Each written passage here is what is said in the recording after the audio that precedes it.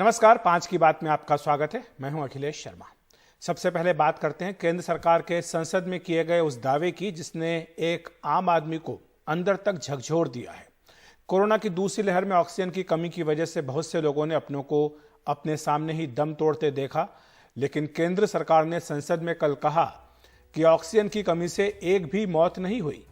हालांकि केंद्र सरकार ने यह भी कहा कि स्वास्थ्य राज्य का विषय है और यह जानकारी राज्यों से मिले आंकड़ों पर ही आधारित है। सरकार के इस दावे पर कांग्रेस के सांसद के.सी. वेणुगोपाल ने मंत्री पर सदन को गुमराह करने का आरोप लगाते हुए उनके खिलाफ विशेषाधिकार हनन का नोटिस लाने की बात भी कही है।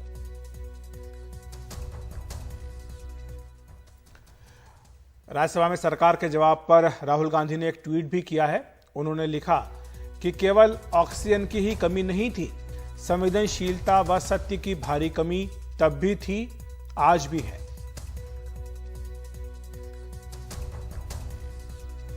राहुल गांधी जी भी सरकार में है महाराष्ट्र में, और संजय राउत जी कह रहे थे कि आई एम शॉक्ड। चिंतित और शॉक्ड होना चाहिए। एक भी आदमी की मृत्यु होती है तो चिंतित होनी चाहिए, चिंता होनी चाहिए, मगर झूठ का सहारा लेके आप अगर राजनीति करें देन वी आर शॉक्ड कि आप ऐसे विषय पे राजनीति करते हैं। खुद छत्तीसगढ़ जो कि कांग्रेस की सरकार है, वो सरकार कह रही है कि हमारे राज्य में एक भी मृत्यु ऑक्सीजन के शॉर्टेज के कारण नहीं हुआ। आपकी छत्तीसगढ़ की सरकार जब ये खुद मान रही है कि यहां ऑक्सीजन की शॉर्टेज के कारण डेथ नहीं हुआ, आप ट्वीट करके पूरे देश में भ्रम फैला रहे हैं। दिल्ली सरकार ने भी केंद्र सरकार पर संसद में झूठ बोलने का आरोप लगाया है। उप मुख्यमंत्री मनीष सिसोदिया ने कहा कि अप्रैल मई में पूरे देश में ऑक्सीजन की कमी को लेकर किस कदर हाहाकार मचा था, यह किसी से छिपा नहीं है। वहीं दिल्ली सरकार पर पलटवार करते हुए बीजेपी ने कहा कि केजरीवाल सरकार केवल राजनीति कर रही है। कोरोना की दूसरी लहर जो देश भर में आई, उसके दौरान पूरे देश में ऑक्सीजन को लेकर हाहाकार मचा था। चारों तरफ से, हॉस्पिटल से, डॉक्टर्स की तरफ से, पेशेंट्स की तरफ से, उनके अटेंडेंट्स की तरफ से, परिवारों की तरफ से बहुत त्राही त्राही मची हुई थी। और हम सब जानते हैं कि पूरे देश में क्या हाल थे अप्रैल और मई के फर्स्ट वीक के दौरान। तो ऑक्सीजन का क्राइसिस था देश में। और कल जब देश की संसद में सवाल उठा तो केंद्र सरकार ने बहुत ही बेशर्मी से देश की संसद में एक सफेद झूठ बोला कि पूरे देश में ऑक्सीजन से कोई मौत नहीं हुई है। केंद्र सरकार को यह सोचना चाहिए कि अप्रैल के लास्ट वीक में 15 अप्रैल के बाद से 15 अप्रैल से 5 या 10 मई तक के बीच में जो देश में हालात थे, उसमें ऑक्सीजन का मिसमैनेजमेंट केंद्र सरकार की ओर से हुआ था। और केंद्र सरकार के ऑक्सीजन मिसमैनेजमेंट की वजह से देश में हॉस्पिटल्स में त्राही त्राही मची थी। और कोई बड़ी वजह नहीं है कि बहुत सारी जानें उस दौरान ऑक्सीजन की कमी की वजह से पूरे देश में गई थी। अप्रैल 23 और 24 के मध्यरात्रि में बीच में लगभग 21 लोग अपने जान से हाथ धो बैठे थे। उनकी मृत्यु हो गई थी, दुखद मृत्यु हो गई थी जयपुर गोल्डन हॉस्पिटल दिल्ली में। ऑक्सीजन शॉर्टेज के कारण इनकी मृत्यु नहीं हुई है, ये अरविंद केजरीवाल जी की सरकार लिखित में अपनी कमेटी की रिपोर्ट को दिल्ली हाईकोर्ट को सबमिट करती है। अरविंद केजरीवाल जी, कल आप इस पे सवाल पूछ रहे थे, मनीष सिसोदिया जी पूछ रहे थे। आप बताइए, क्या आपकी सरकार ने जो केंद्र को आंकड़े दिए हैं उसमें से एक भी मरीज की मृत्यु ऑक्सीजन शॉर्टेज के कारण हुआ है, ऐसा लिख के दिया है क्या? उधर मध्य प्रदेश के पूर्व मुख्यमंत्री कमलनाथ ने केंद्र पर निशाना साधते हुए कहा कि अकेले मध्य प्रदेश में ही ऑक्सीजन की कमी से काफी मौत हुई है। कहते हैं किसी की मौत देश में ऑक्सीजन के कारण की कमी के कारण नहीं हुई। आपने पढ़ी ना, कितना बड़ा झूठ। मध्य प्रदेश में कितनों की मौतें ऑक्सीजन के कारण हुई, और ये राज्यसभा में बयान दे रहे हैं कि देश में एक मौत नहीं हुई। ये तो इनके झूठ का मैं उदाहरण दूंगा।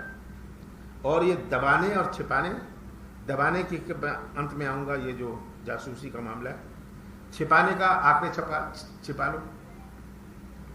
राज्य सरकार को कहते हैं आप ये आंकड़े मत भेजना कोविड के, और तब कल कहते हैं राज्यसभा में कि हम तो खाली आंकड़े इकट्ठे करते हैं राज्यों से। जो राज्य ने मुझे कहा हमें कहा, वो हमने डिक्लेयर कर दिया। वहीं कांग्रेस नेता कपिल सिब्बल ने एनडीटीवी से बातचीत में मोदी सरकार पर असंवेदनशील होने का आरोप लगाया है। कल जो कहा गया कि कोई भी मौत नहीं हुई है ऑक्सीजन की कमी के वजह से, हम सब ने, आपने भी देखा होगा कि क्या हाहाकार मचा हुआ था ऑक्सीजन सिलेंडर के लिए। आप क्या कहेंगे इस पर?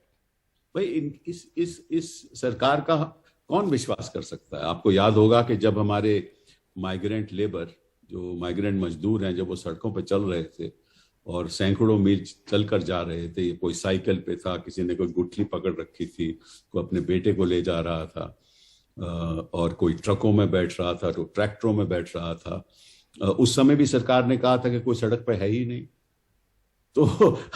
तो इस सरकार का विश्वास कौन करे? ना ना ना ना तो इनका डीएनए में लिखा हुआ है। तो ये सरासर गलत बयानी के साथ ये जनता को कुछ समझते ही नहीं। लेकिन इनका कहना, सरकार का कहना है कि राज्य सरकार ने उनको कोई डाटा ही नहीं दिया है, तो वो कहां से बताएंगे आप? तो ये डाटा से तय करते हैं कि भैया लोगों की मृत्यु ऑक्सीजन की ना मिलने से हुई है। ये डाटा से तय होता है, ये इनको दिखता नहीं है, इनको मालूम नहीं है। और क्या डाटा लिया जाता है, डेथ सर्टिफिकेट पे लिखा जाता है कि इसकी मौत इसलिए हुई क्योंकि ऑक्सीजन की कमी थी? क्या डेथ सर्टिफिकेट में लिखा जाता है? डेथ सर्टिफिकेट में तो यही लिखा जाता है कि इसका हार्ट फेलियर हो गया, इसका ये हो गया। ऑक्सीजन की कमी तो डेथ सर्टिफिकेट में नहीं लिखी जाएगी। उधर समाजवादी पार्टी की राज्यसभा सांसद जया बच्चन ने एनडीटीवी से कहा कि कोरोना महामारी का मैनेजमेंट ठीक से नहीं हुआ। उन्होंने ये भी कहा कि ममता बनर्जी को राष्ट्रीय राजनीति में विपक्ष की अगुवाई करनी चाहिए। मेरे साथ जया बच्चन है। ये कहा गया सरकार की तरफ से संसद में कि ऑक्सीजन की कमी की वजह से कोई डेथ नहीं हुई, कैसे देखते हैं? ये तो जगह नहीं है ना, ये माहौल है। आज इस तरह के इस दूसरे कार्यक्रम में आई हूँ, इस सवाल का जवाब मैं आपको यहाँ नहीं दूंगी, मगर पार्लियामेंट में दे चुके हैं इसका जवाब। जी, पर सवाल उठ रहे हैं आम लोगों में, बहुत नाराजगी है मैम की। ये गलत है। हाँ, गलत है, मैनेजमेंट ठीक से नहीं हुआ है। और राज्य सरकारों को भी आपको लगता है कि आंकड़ा इकट्ठा करना चाहिए था इस तरह का? कौन सी राज्य सरकार? हर राज्य सरकार को भारत में। महाराष्ट्र में तो है, महाराष्ट्र ने इसको बहुत अच्छी तरह से संभाला है जी, और महाराष्ट्र में इसका मैनेजमेंट बहुत अच्छी तरह से हुआ है। बाकी देश के बाकी जगहों पर को भी महाराष्ट्र से सीख लेनी चाहिए। पर आपको लगता है इस मामले की अब जांच भी होनी चाहिए कि जिन राज्यों ने नहीं कलेक्ट किया, क्यों नहीं कलेक्ट किया उन्होंने आंकड़े? अब ये तो मैं बता नहीं सकती हूँ, नहीं कलेक्ट किया, नहीं, जांच होनी चाहिए। कितनी जांचें करेंगे? और ममता बनर्जी के इस कार्यक्रम को कैसे देखते हैं? ये बहुत अच्छी बात है। ऐसे कार्यक्रम कौन करता है? लोग शहीद हो गए, चले जाते हैं, उनको लोग भूल जाते हैं। जी, तो आप ममता बनर्जी के समर्थन में आए हैं? बिल्कुल जी, बिल्कुल। क्या आपको लगता है कि राष्ट्रीय राजनीति में भी ममता बनर्जी को सक्रिय होना चाहिए? क्यों नहीं, क्यों नहीं? मैं तो चाहूंगी कि कोई महिला आए। बिल्कुल। और उन्हें विपक्षी दलों को लीड करना चाहिए। बिल्कुल लीड करना चाहिए। बिल्कुल। हमसे बात करने के लिए बहुत शुक्रिया। राकेश के साथ Himanshu Shekhar, NDTV India. Pegasus के जासूसी को लेकर देश की राजनीति में उबाल आ गया है। पश्चिम बंगाल की मुख्यमंत्री ममता बनर्जी ने आज कोलकाता में मोदी सरकार पर जमकर हमला किया। उन्होंने कहा कि मंत्रियों, जजों और पत्रकारों तक के फोन टैप किए गए, यहां तक कि मेरा फोन भी टैप किया गया। उन्होंने कहा कि मोदी सरकार इस देश को खुफिया राज्य बनाना चाहती है। उन्होंने कहा कि मोदी सरकार सरकारी पैसा जनता पर खर्च करे, ना कि पेगासस पर। उन्होंने लोगों को अपना फोन दिखाते हुए कहा कि मैंने तो पेगासस से बचने के लिए इस पर प्लास्टर लगा दिया है। One is election because of Pegasus. Can you imagine? I have done one thing. I am showing you. देखो, हम पूरा इसको प्लास्टर कर दिया। क्या करेगा? फोन लगा के क्या करेगा?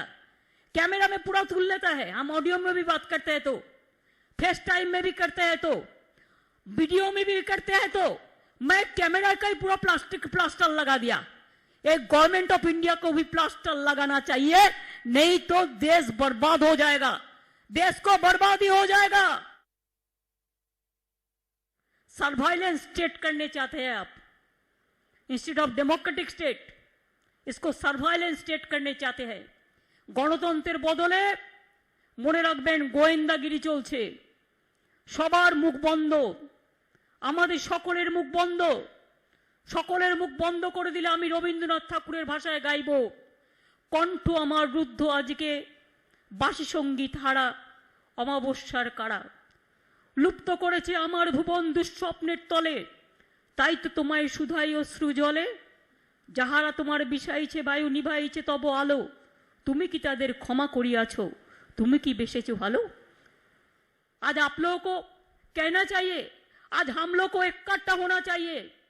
हमारा क्या सेल्फ इंटरेस्ट है वो हम भूलने चाहते हैं।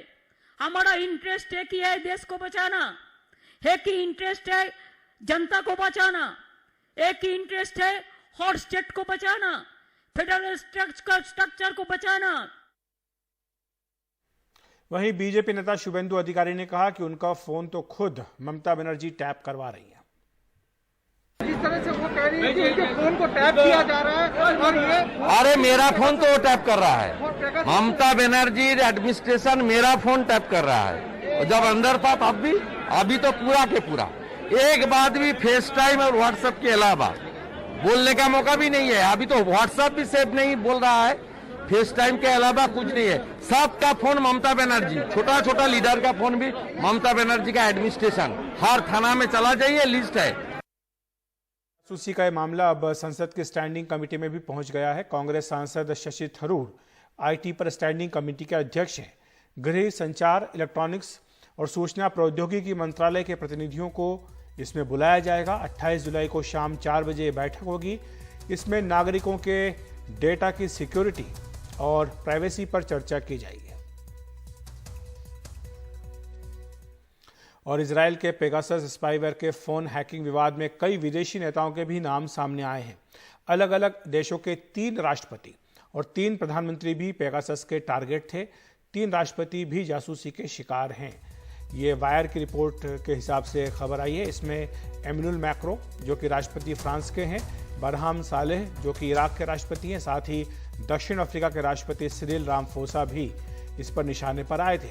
3 प्रधानमंत्री भी निशाने पर आए।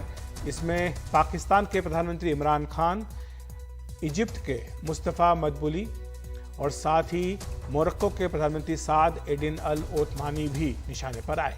7 पूर्व प्रधानमंत्रियों की भी जासूसी की खबर है, जिसमें कि लेबनान के पूर्व प्रधानमंत्री साद अल हरीरी, युगांडा के रहाकाना रुगंडा, अल्जीरिया के नूरुद्दीन बेदोई, बेल्जियम के चार्ल्स मिशेल और साथ ही मोरक्को के सुल्तान मोहम्मद की भी जासूसी की बात आई है। और WHO के प्रमुख टेड्रोस अदनाहोम घेब्रेयेसस के भी निशाने पर रहने की खबर सामने आई है।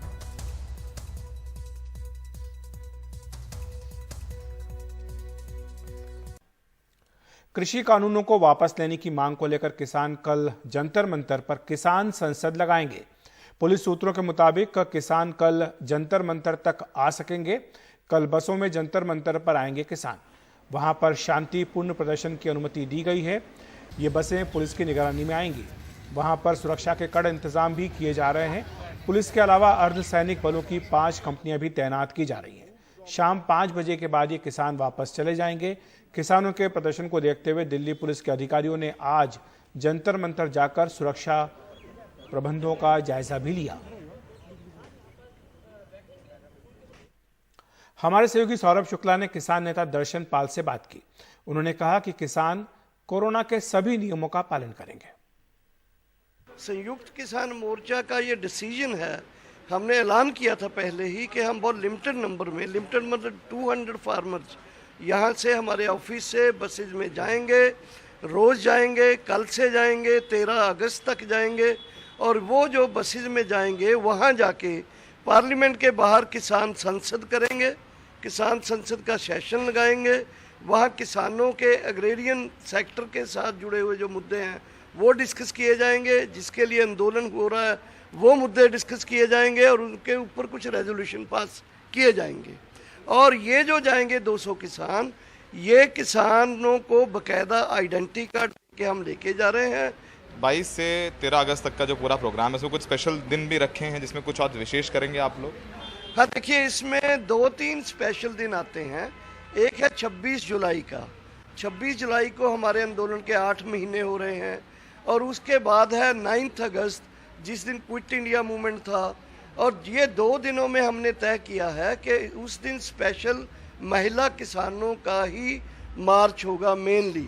नंबर 2 इसमें ये बता दूं मैं कि आमतौर पर ये सोचा जा रहा है कि पंजाब और हरियाणा के, यूपी के लोग ही हैं यहाँ। इस मार्च में पूरे देश के प्रांतों से किसान, केरला से, कर्नाटक से लोग आ चुके हैं, वो भी जाएंगे। और साथ ही ये बता दूं मैं, इसमें 31 जुलाई भी आ रहा है। 31 जुलाई है जिस दिन शहीद उधम सिंह का शहादत दिवस है। वो उस दिन पर भी हम कुछ 1-2 दिन में ऐलान करेंगे कि हम इस मार्च को किस तरह के 31 जुलाई को किस तरह से उसको स्पेशल डे बनाना है, जो अभी हमने डिसाइड नहीं किया था। लेकिन महिला मार्च जो है वो हमारा ऑलरेडी डिसाइडेड है। वहीं किसान नेता राकेश टिकैत ने एनडीटीवी से कहा कि सरकार लाठी लेकर बात करने पर अड़ी हुई है। क्या कोई ऐसा कोई रास्ता आप लोग की निगाह में है कि सरकार कह रही है कि भाई कृषि कानून वापसी की आप बात ना करें, संशोधन की बात करें? नहीं, हमने तो रास्ता बताया था सरकार को कि जिस कानून पे, जिस उस पे सरकार को दिक्कत है उसको छोड़ दो, आगे के मसले ले लो, उसको संशोधन करो। उसका आगे का मामला भी तो ले लो ना। एमएसपी पे बातचीत कर लेते हैं, दूसरे और देश में और मसले हैं उन पे बात कर लो। आप लोग भी तो सर अड़े हुए हैं, कह रहे हैं कृषि कानून वापस ले लो। हाँ, वापसी ले लो। हमको बेचना पड़े, अपनी फसल आधे रेट में बेचनी पड़े हमको। एमएसपी पे खरीद ये जो करते हैं 60% खरीद व्यापारी सस्ते में खरीदता है और एमएसपी पे बेचता है। इसकी जांच हो जाए एक बार। केंद्र सरकार का कहना है कि ऑक्सीजन की कमी से मौत की कोई रिपोर्ट उसे राज्यों से नहीं मिली, लेकिन ऐसे कई लोग हैं जिन्होंने ऑक्सीजन की कमी से अपनों को खो दिया। लखनऊ में 61 साल के एक व्यक्ति की ऑक्सीजन की कमी से मौत हो गई। उनके बेटों से बात की हमारे सहयोगी आलोक पांडे ने। मोहित, आपसे मैं ये जानना चाहूँगा कि पिताजी की डेथ किस दिन हुई है, पहले ये बताइए। 30 अप्रैल को हुई थी। 30 अप्रैल को। ये ज़रा मुझे विस्तृत में बताइए क्या हुआ था।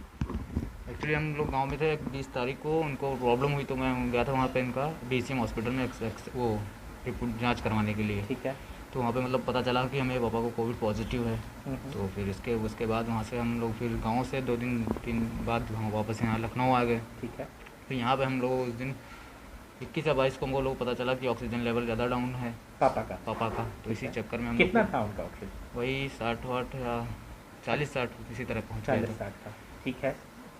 फिर उसके बाद हम लोग काफ़ी हॉस्पिटलों में दौड़े हैं, मतलब पूरे मतलब लखनऊ में हर तरफ गए, कोने हॉस्पिटल में सब। कहीं कोई बेड नहीं खाली था, ना कहीं ऑक्सीजन भी अवेलेबल नहीं हो पा रही थी। फिर इधर उधर हम लोग बहुत दौड़े भागे। तब जाके वही मान के चलिए दोपहर में हम लोगों को 12-1 बजे तक सिलेंडर वो भी मिल पाया। मतलब आप 5 बजे उनको यहाँ ले आए। हाँ। और सिलेंडर आपको मिला है 7 घंटे बाद। हाँ। एक सिलेंडर। ठीक है। फिर उसके बाद उसको लगाया गया। फिर उसके बाद हमको नेक्स्ट दूसरा सिलेंडर भी अरेंजमेंट करना पड़ा था। वो तो कंटिन्यू चलेगा नहीं, ख़त्म होना था उसको। फ्रेंड्स, एक चीज़ आपसे जानना चाहूँगा कि ये जो सिलेंडर की कवायद थी, कभी ऐसा हुआ कि आपको टाइमली वहाँ आराम से सिलेंडर मिल गया हो या आपको हाथ पैर जोड़ने पड़े हो? किस तरह के मतलब माहौल आपने देखे सिलेंडर जहाँ लेते थे? जी, टाइम से तो कभी सिलेंडर नहीं मिल पाया। अगर हमें ज़रूरत होती थी अभी सिलेंडर की अगर इस वक्त, तो लगभग 8 से 10 घंटे की काफ़ी मेहनत के बाद, स्ट्रगल करने के बाद हमें मिल पाता था सिलेंडर। वहाँ जो प्लांट होते थे, ऑक्सीजन प्लांट, वहाँ पर जाने के बाद देखते थे ऐसे ही हमारी तरह सिर्फ हम नहीं बल्कि 100-200 लंबी लाइन में लगे रहते थे, जो दिन रात लगे ही रहते थे। लगभग 10-12 घंटे लग जाते थे हर किसी को अपना एक सिलेंडर अरेंज करने में। दोनों लोग से जानना चाहूँगा, आपने शायद अखबार में पढ़ा हो आज कि सरकार ऐसा कह रही है कि उनके पास राज्यों की तरफ से कोई ऐसा डेटा या कोई डिटेल किसी की नहीं आई है कि किसी शख्स की ऑक्सीजन की कमी से मौत हुई हो। उनका ये कहना है कि भाई हमारे आंकड़े में ये आंकड़ा 0 है हमारे हिसाब से। आपके पिताजी की डेथ हुई है, आप सरकार के स्टेटमेंट को कैसे देखते हैं, क्या सोचते हैं आप इसके बारे में? एक्चुअली अधिकतर मौतें तो ऑक्सीजन के ना मिलने के कारण ही हुई हैं। जिस दिन हमारे पापा की डेथ हुई तो उस दिन लखनऊ में ऑक्सीजन खत्म ही हो गई थी। लगभग हर प्लांट पे हम गए थे, ऐसा कोई प्लांट नहीं था जहाँ पे हम गए ना हो। अगर इतनी आसानी से ऑक्सीजन अवेलेबल हो पाती उस वक्त, तो जिस लाइन में हम लोग लग रहे थे वहाँ 10-10, 12-12 घंटे के लिए नहीं लगना पड़ता हमें। और वहाँ इतनी लंबी ना ही लाइन लगती कि 2-2, 300 लोग पूरी रात उसी लाइन में लगे हुए हैं। और ऐसा भी नहीं है कि हम लोगों ने कहीं कोशिश नहीं करी। लखनऊ भर में जितने भी हॉस्पिटल्स हैं, क्या प्राइवेट क्या गवर्नमेंट, हर एक हॉस्पिटल में गए, जितनी रिक्वेस्ट कर सकते थे हाथ पैर जोड़ा, सब कुछ किया, पर किसी भी हॉस्पिटल में ना ऑक्सीजन अवेलेबल थी और ना ही बेड। ऑक्सीजन की कमी के दौरान दिल्ली के बत्रा अस्पताल में 1 मई को गैस्ट्रोएंटरोलॉजी विभाग के एचओडी समेत 12 लोगों की मौत हो गई थी। अस्पताल के medical director doctor SCL Gupta का कहना है कि ऑक्सीजन की कमी का असर देश के हर नागरिक पर पड़ा था। इस बात से इनकार नहीं किया जा सकता कि ऑक्सीजन की कमी से मौत हुई। उनसे बात की हमारे संवाददाता सुकीर्ति द्विवेदी ने। सर, आपसे पहला सवाल ये है कि सरकार जब इस तरह से कहती है कि किसी की भी डेथ ऑक्सीजन से नहीं हुई, और एक ऐसे हॉस्पिटल के डायरेक्टर के तौर पर जिन्होंने लगातार अपील करी ऑक्सीजन के लिए और 12 लोगों को खोया, इंक्लूडिंग आपके एक HOD गैस्ट्रोएंटरोलॉजी डॉक्टर RK हिमतानी को, तो ऐसे में आपकी क्या प्रतिक्रिया है? देखिए, 2 फैक्ट्स हैं जो अपनी तरह हैं। ये फैक्ट भी 100% सही है कि ऑक्सीजन की कमी थी। सिर्फ दिल्ली में नहीं, पूरे देश में कमी थी। सिर्फ बत्रा में नहीं, कई स्टेट्स में। पर एट द सेम टाइम हमारा कार्य होता है, हम एज ए क्लिनिशियन अस्पताल में पेशेंट आते हैं, उनको मैनेज करते हैं। चूँकि ऑक्सीजन का धरण सिर्फ सरकार के हाथों में था तो हम लोग डिपेंडेंट थे। इसके पहले हमारे हाथ में रहता था, हम खुद मैनेज करते थे। लेकिन जब सरकार ने अपने हाथ में ले लिया तो हम ऑक्सीजन के लिए बहुत परेशान हुए दिल्ली में। और यहाँ तक 1 मई को हमारे यहाँ 12 डेथ हुई और उसमें एक सीनियर डॉक्टर हिमतानी भी काल के ग्रास में चले गए। ये बहुत ही एक्चुअली शर्म की बात है और अपने आप में ग्लानि होती है कभी कभी देख करके कि हम कैसे प्रैक्टिशनर हैं कि हमारे सामने हमारा कलीग और बहुत सारे पेशेंट की डेथ हो जाती है, और एक ऐसी वजह से जिस वजह को बड़े आराम से मैनेज किया जा सकता है। परंतु बिल्कुल सही कहा, मंत्री जी ने भी कहा कि यह स्टेट सब्जेक्ट है। सब्जेक्ट स्टेट का होने की वजह से मौतों के सिलसिला यह सरकार इन्फॉर्म करती है केंद्र सरकार को। हर जगह की स्टेट गवर्नमेंट इन्फॉर्म करेंगी, स्टेट गवर्नमेंट इन्फॉर्म करती हैं। हमारे पास तो जो फिनोमेना है उसमें जितनी कोविड डेथ हुई हैं आप देख रही होंगी, प्रैक्टिकली एवरी डे निकलता था या नहीं निकलता था कि आज दिल्ली में इतनी मौतें हुई, कहाँ से आती थी? ऑब्वियसली हर अस्पताल सरकार को इन्फॉर्म करता था, वो कंपाइल करते थे, चाहे वो सेंट्रल गवर्नमेंट अस्पताल हो चाहे स्टेट गवर्नमेंट का अस्पताल हो, जाती तो स्टेट गवर्नमेंट की। तो ये प्रक्रिया इनकी है। हमारा मतलब सिर्फ ये है कि राजनीतिकरण ऑक्सीजन पे, मरीजों की कॉस्ट पे, उनकी ज़िंदगी पे नहीं होना चाहिए।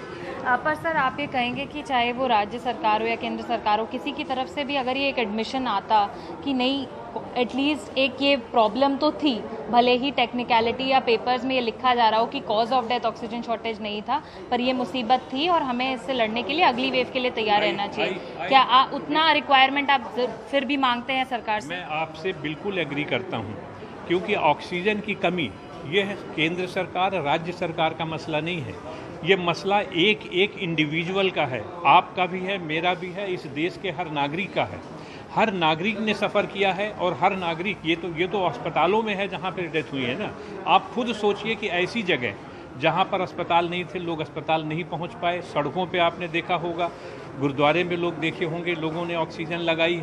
ऑक्सीजन की वजह से गांव में जहां तक कोई नहीं पहुंच सकता वहां पर भी मृत्यु हुई। ये तो घोषित मृत्यु है, अघोषित मृत्यु कितनी है? तो मेरा कहने का मतलब ये है कि एक व्यक्ति, एक नागरिक इस देश का जानता है कि ऑक्सीजन की कमी पिछले अप्रैल और मई के महीने में, जिस समय ये सेकेंड एपिडेमिक चल रहा था, पेंडेमिक चल रहा था, उस समय एक व्यक्ति इस ऑक्सीजन की कमी से पीड़ित था। चाहे वो घर में रहा हो, चाहे वो अस्पताल में रहा हो, ट्रांजिट में रहा हो, एम्बुलेंस में रहा हो। तो यह एक ऐसी चीज़ है जिसको आप नकार नहीं सकते। धन्यवाद सर हमसे बातचीत करने के लिए। उधर मध्य प्रदेश के हेमंत और सोनी भी ये मानने को तैयार नहीं कि ऑक्सीजन की कमी से कोई मौत नहीं हुई। उन्होंने अपने माता पिता दोनों को खोया। उनसे बात की हमारे सहयोगी अनुराग द्वारी ने। केंद्र सरकार ने संसद में कह दिया कि ऑक्सीजन की कमी से किसी की मौत नहीं हुई है, और केंद्र ने कहा कि ऐसा जो राज्य सरकारों ने रिपोर्ट दी है उसके आधार पर उसने ये बात संसद के पटल पर रखी है। हम सब गवाह हैं कई सारी ऐसी कहानियों के जहां लोगों ने ऑक्सीजन की कमी से तड़प कर दम तोड़ा है। भोपाल में हेमंत कुशवाहा और सोनी कुशवाहा, इनके माता पिता दोनों अप्रैल के महीने में नहीं रहे। इनके संघर्ष की कहानी इन्हीं की ज़बानी सुनते हैं। हेमंत जी, आप बता रहे थे कि ऑक्सीजन बेड के लिए माता जी के लिए, पिताजी के लिए बहुत संघर्ष किया, लेकिन ऑक्सीजन बेड कहाँ गए थे आप लोग? सबसे पहले तो हॉस्पिटल गए थे, कैरियर हॉस्पिटल गए, वहाँ पे हमको नहीं मिला। भोपाल मेमोरियल हॉस्पिटल गए और वहाँ पे मना कर दिया गया कि नहीं। उनको बोला भी मैंने कि भोपाल मेमोरियल में हमारा कार्ड हैगा उसका, गैस कार्ड का, तब भी नहीं लिया। वहाँ से भागे, जेके हॉस्पिटल गए। जेके हॉस्पिटल में रात के 1:30 बजे तक खड़े रहे गेट पे, मतलब सिक्योरिटी वाले ने घुसने ही नहीं दिया अंदर। वहाँ पे एक सिक्योरिटी गार्ड का हेड था, कोई दुबे करके, उनसे बात करी मैंने कि भाई साहब करवा लो, मम्मी की बहुत स्थिति ख़राब है, बेड नहीं है हमारे पास, ये नहीं है, वो नहीं है। जो 3 लोगों के नंबर मिले, उन नंबर पे कंटिन्यू हम लोग कॉल करते रहे, मगर किसी ने कॉल पिक नहीं करा। भाई साहब आज भी आप भावुक हो जाते हैं दोनों? नहीं, यहाँ तक कि हमने उच्च अधिकारियों तक को जो होर्डिंग्स लगाना जरूरी समझ रहे हैं, पर हम लोगों की विनती नहीं समझ रहे हैं कि हम लोगों की क्या दशा है। हम लोगों को इस तरह से ट्रीट करते थे कि आप लोग जाओ, यहाँ पे बेड नहीं है।